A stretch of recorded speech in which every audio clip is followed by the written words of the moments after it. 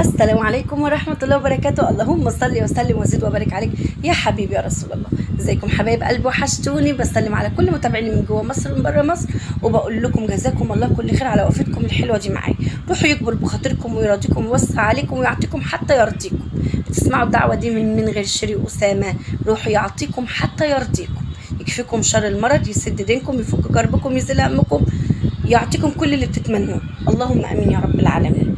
بسلم عليكم كلكم، وحشتوني. ايه يا شيري اللي انت بتعمليه ده؟ انت تاني هتتكلمي؟ هو مين بيسكت مين على اليوتيوب عشان يجوا هم يسكتوني؟ مين بيسكت مين على اليوتيوب عشان يطلع لي حد كده يعني عبد في الله ان هو يسكتني؟ لا يا جماعه، انا هفضل اقول كلمه حق لحد ما اموت، لحد اخر يوم لي على اليوتيوب. وقناتي متنوعه، محدش يقول لي ده معرفش قناتي متنوعه واللي جاي اشد واللي جاي قوي.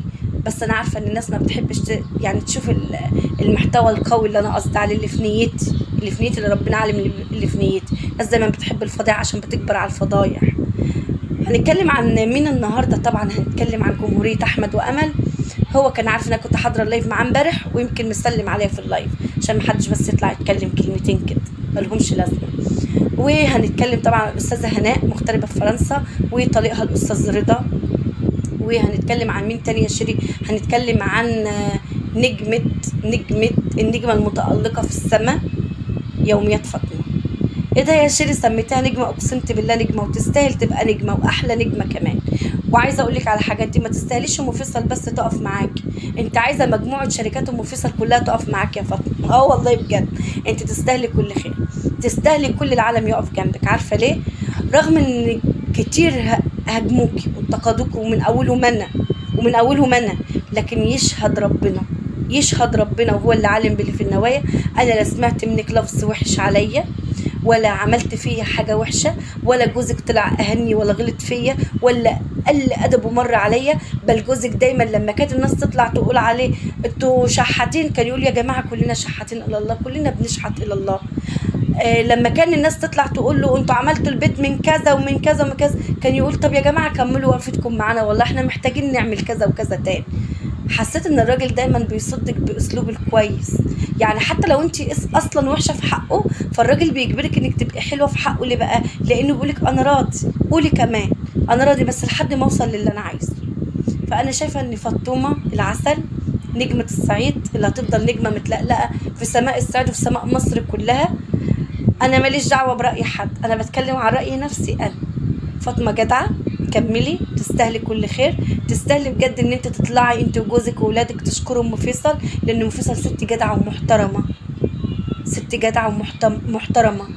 عملت معاكي حاجات حلوه، بقى لها كام شهر معاكي، ما عملتش معاكي مشكله ولا تخلت عنك في مشكله. فبجد بجد انت تستاهلي اكتر من كده يا فاطمه، وكملي. وانا كمان ببارك لك على التليفونات اللي جات لكم، ببارك لكم على الهدايا، ببارك لكم على مجهود ام فيصل معاكم. ربنا يكتبه في ميزان حسناتك يا ام فيصل، ويزيدك من نعم الله، ويعطيك حتى يرضيكي، وتكرمي الناس كمان وكمان. وخير الناس عند الله انفعهم للناس، واكرم الناس عند الله اكرمهم. يعني كل ما بتكرمي اللي قدامك كل لما انت بتبقي اكرم في عين ربنا سبحان الله، وربنا بيكرمك كده من حيث لا تحتسب. خلصنا موضوع فاطمه، يلا بقى ندخل على مين؟ جمهوريه احمد وامل. جمهوريه احمد وامل النهارده، انا طبعا ابقى كدابه لو قلت لك ان انا هصدقك شيرين، والله العظيم ابقى كدابه، وابقى كدابه لو قلت اني هصدق طليقتك. انت عايزه تقولي ايه؟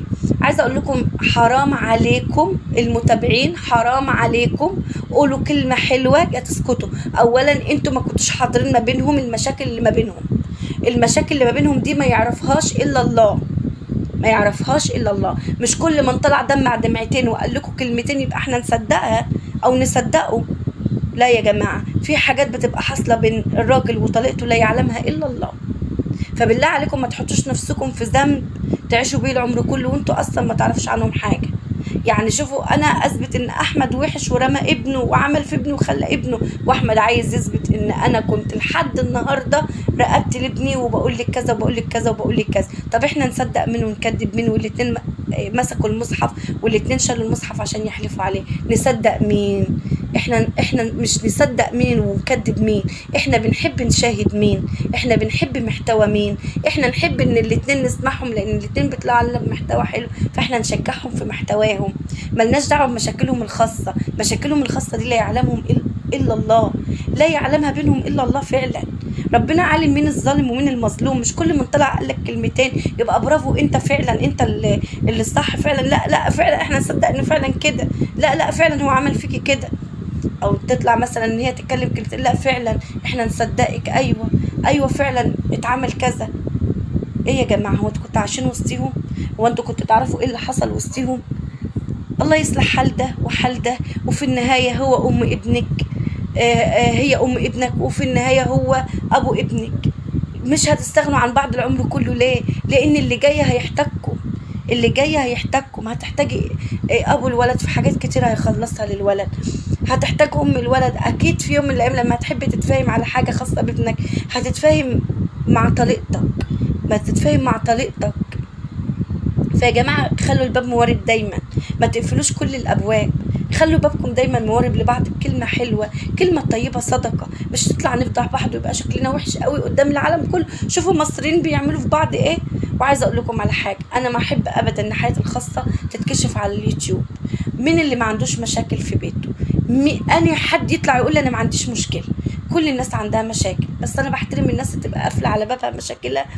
وانا لو كان ليا مشكله فهي الحمد لله كانت مشكله خاصه باليوتيوب، وكانت قناه على اليوتيوب، وانا كمان قناه على اليوتيوب، لكن الحمد لله انا عمري ما طلعت مشاكل بيتي على اليوتيوب قدام الناس، فاهميني؟ فالحمد لله انا 3 سنين ونص ما احبش اطلع اقول لها اتعمل فيا ولا اتخلى فيا ولا اتسوى فيا ولا كذا عملت فيا ولا كذا عمل فيا. الحاجات دي لا يعلمها الا الله، لان ساعتها يبقى اللي انا اتكلمت في حاجه ده يبقى لي حق الرد، هيبقى لي حق الرد، فاهميني ازاي؟ فانا ليه افتح ان قناتي تبقى مجال لده يتكلم كلمتين وده يحاسبن حسبنتين وده يقول معرفش ايه وده يقول ايه؟ انا رافضه المبدا ده نهائي، رافضه المبدا ده نهائي. حياتي خصوصيه، خطوط حمراء تحت حياتي الخاصه، محبش ان حد يعرف.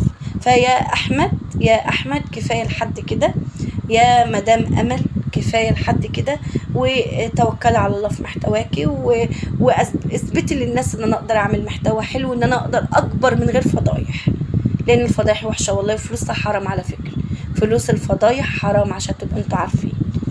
فانتوا الاثنين خدوا بالكم من حاجه زي دي، ما تخلوش ابنكم لما يكبر يحزن على اللي حصل منكم انتوا الاثنين قصاد بعض. وانا عارفه يا احمد ان انت هتتقبل من اختك شريك كلامه، خصوصا ان انا دايما بعاملك وبقول لك انا اختك الكبيره. طيب بعد كده بقى هنعمل ايه؟ هنسلط الضوء على مين؟ على هناء. هناء بحبك جدا، اقسمت بالله انا بحب هناء مغتربه في فرنسا جدا جدا جدا. عايزه اقول لكم من ساعه ما شفتها كده، شفتها بقلبي قبل عينيا. اول مره كنت اشوفها كنت من حوالي سنه ونص، من حوالي سنه ونص او سنتين، كان اول مره اشوفها على اليوتيوب، وحبيتها كده ودخلت قلبي سبحان الله. لا كنت اعرف ايه فرنسا دي بتعمل فيها ايه ولا ايه ولا مين رضا ده. الا بعد كده لما عرفت ان هما الاثنين متجوزين وعايشين في فرنسا، بيعملوا يومياتهم وكده، بيعرضوا يومياتهم، والناس بتهاجمهم، والناس في قناه بتهاجم هناء. بصراحه انا بعتب عليك لان حبيبه قلبي انتوا الاثنين مصريين في بلد غريبه، ليه ما نمدش ايدينا لايد بعض ونبقى حلوين بدل ما نتكلم على بعض كده؟ ده احنا في بلد غربه يا جماعه، احنا غرب، مش هيسند المصري غير المصري اللي زيه يا جماعه. فليه كده؟ ليه كده؟ ليه بتخلوا صورتنا وحشه قدام العالم لما نبقى 2 مصريين طالعين على اكل عيشنا ومتغربين على اكل عيشنا؟ يمكن لو متنا، يمكن اللي انت بتتكلمي عنها دي اول واحده هي اللي هتجري جري عشان تبقى معاكي في مماتك وفي تغسيلك. يبقى ليه نخسر؟ عايزين نكسب، مش عايزين نخسر يا جماعه. هناء اسلم حل انت خدتيه، بحييكي بحييكي بحييكي، صعبانه عليا، حبيتيه قوي، حبيتيه قوي. وانا يا سلام بقى يا جماعه واخده حبيتين صراحه شويه، يعني اكتر الناس اللي بتكلمني يقول لي شيرين انت عارفه عيبك ايه؟ انت واخده حبيتين صراحه، واليوتيوب ده مش عايزك تبقي صراحه، اليوتيوب ده عايزك كدابه ومنافقه وبتاعت حوارات وبتعملي فضايح وبتطلعي اسرار بيتك. فانا بقول لهم ربنا يكفينا شر كل ده، لان ده هيبقى يعني كمصدر لاولادي، يعني اكلهم واشربهم من الفضايح، ده حرام، ده حرام، فانا ما بحبش كده. فهناء ده اسلم حل انت عملتيه، اسلم حل بجد. عايزاك اقول لك الراجل مش بيحب الست اللي بتحبه قوي كده وتبقى مرميه عليه قوي كده، عارفه؟ جربي انت تتقلي كده، جربي انت تطلعي كده. طب ما تعيطيش، ما تعيطيش صدقيني، واثبتي ان انا اقدر اعيش من غيرك. مش معنى كده ان استاذ رضا وحش، استاذ رضا محترم وراجل جدع، ما شفتش منه حاجه وحشه، بس هي كست زي، انا بتكلم ان هي ست زي. وانا تكون معلش انا واخده حبيتين صراحه شويه. فبقول لك يا هناء اتقلي. بكره ولادك هيتجوزوا وهيخلفوا لك قطاقيط صغيره، هتنشغلي. بكره هيمر عليكي تجارب كتير وحاجات كتيره من حبايبك اصحابك، مش هقول انت، لان العمر اللي فات مش هيرجع تاني، استحاله هيجي قد اللي احنا عشناه. احنا مش عارفين، ممكن دلوقتي نفس داخل يطلع ما يدخلش تاني، فاهمين ازاي؟ فربنا يحسن ختامنا جميعا يا رب. فلما هتشوفوا ولاد بناتك كده هيبقى عندك بالدنيا اللي فاتت، تضحكي على نفسك. وانا كنت في يوم من الايام بعيط عشان كده، انا في يوم من الايام عملت كذا، انا في يوم من الايام نزلت وسبت مثلا ولادي اسبوعين ونزلت قضيتهم في القاهره معاه، وفي الاخر برضو كل واحد فينا راح لحاله. لا انا بجد يعني انا تواضعت عن حاجات كتيره، انا تنازلت عن حاجات كتيره، انا عملت عن حاجات كتيره. صدقيني انت اللي هتقعدي مع نفسك وهتقولي انا ايه اللي وصلني لكل ده، ايه اللي خلاني اعمل. حبيته، طب ماشي مش مشكله، بس لو الحب كان هيكسرني وهيخليني كل شويه ابكي وكل شويه ابقى كده، ينعل ابو الحب اللي يعمل فيا كده يا هناء. بص لنفسك وبص لمصلحتك وبص لعيالك وبص لحياتك اللي جايه، واسلم حل خدتيه، وربنا يوفقك ويسعدك ويهنيكي. حطوا لايك واوعوا تنسوا الاشتراك في القناه، وقفوا جنبي بالله عليكم وساعدوني في اللي جاي. وانا واثقه ان انتوا جمهور كبير وعظيم، وهيجيني من كل حته من كل الدول وهيقف معايا. والله والله والله ان انا كلام النهارده دهوت عايزه احس ان انا بستعيد ثقتي فيكم تاني. انا ثقتي فيكم ملهاش عدد، لان وقفتكم معايا في شدتي كانت يعني حاجه كده بهراني. تخيلوا التليفون ما بطلش، جوزي بقى يقول يعني انا مش متخيل ان في حد بيحب مراتي قوي كده، وان شيرين تبقى محبوبه كده من العالم كده، والناس تطبطب عليها من كل الدول، والناس يقولها احنا واقفين معاك وفي ظهرك. جزاكم الله كل خير، واستودعكم في الله، والسلام عليكم.